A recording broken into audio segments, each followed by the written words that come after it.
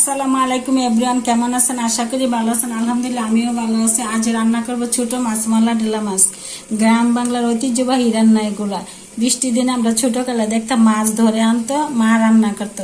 এই রান্নার কথা মনে হয়, কিন্তু ঢাকাতে তো এত তরতাজা মাছ পাওয়া যায় না। আজ বৃষ্টির দিন এক লোকে নিয়ে আসছিল। এগুলা কাটাকুটি করতে অনেক সমস্যা, কিন্তু খেতে অনেক স্বাদ। আর এই ছোট মাছের মধ্যে বিভিন্ন রকমের গুণাগুণ আছে। আর কিভাবে রান্নাটা করতেছি আপনাদের সাথে শেয়ার করতেছি। প্রথমে কেটে কেটে ধুয়ে নিয়েছি, এখন মাখাবো মাছটা। আর পেঁয়াজটাকে আগে কষলাই আনি।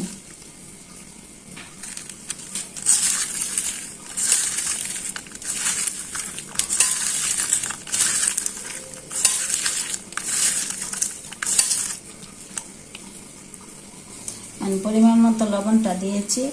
এখন দিয়ে দিচ্ছি মরিচের গুঁড়া পরিমাণ মতো, দিয়ে দিচ্ছি হলুদের গুঁড়া পরিমাণ মতো, দিয়ে দিচ্ছি জিরার গুঁড়া পরিমাণ মতো, দিয়ে দিচ্ছি ধনিয়ার গুঁড়া পরিমাণ মতো।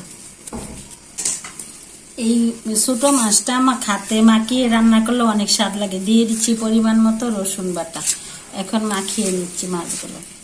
আর এই মাখানো মাছটা অনেক স্বাদ লাগে খেতে।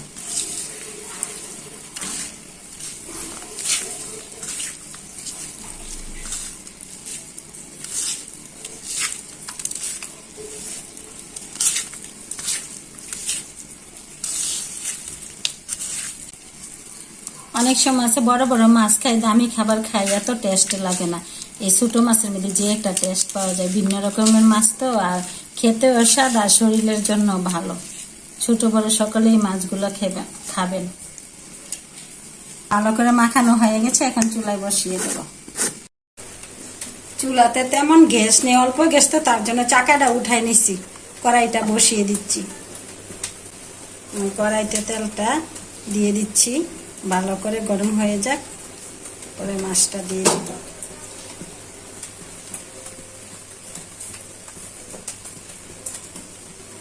চুলার পাওয়ারটা বেশি নাই, গ্যাস কম, তেলটা গরম হোক। তো বোনেরা, তেলটা গরম হয়ে গেছে, এখন মাছগুলো দিয়ে দিচ্ছি। বিসমিল্লাহির রহমানির রহিম।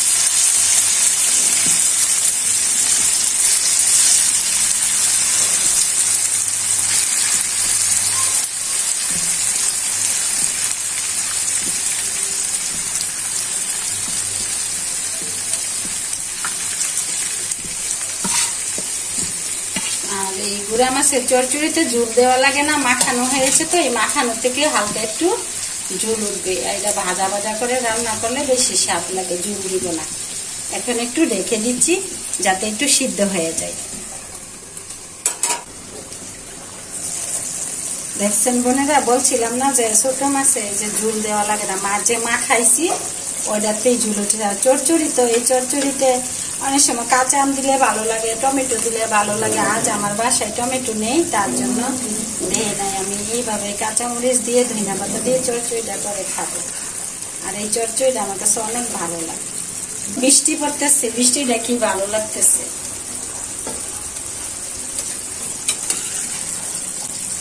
এরকম তরতাজা মাছ রান্না করে খেতে অনেক ভালো লাগে।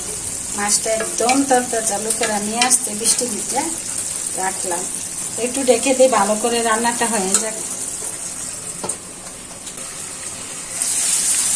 দেখছেন বোনেরা, কি সুন্দর চচ্চড়িটা হয়েছে। তেল ভেসে গেছে, এই যে দেখুন, একবারে শুধু মাছ ভাজতে ভাঙ্গা না, এরকম ভাবে ভাজলে অনেক স্বাদও লাগে খাইতে,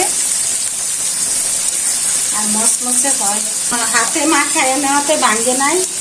আর দেখেন তেলটা বেসে গেছে, আর মাছটাও হয়ে গেছে।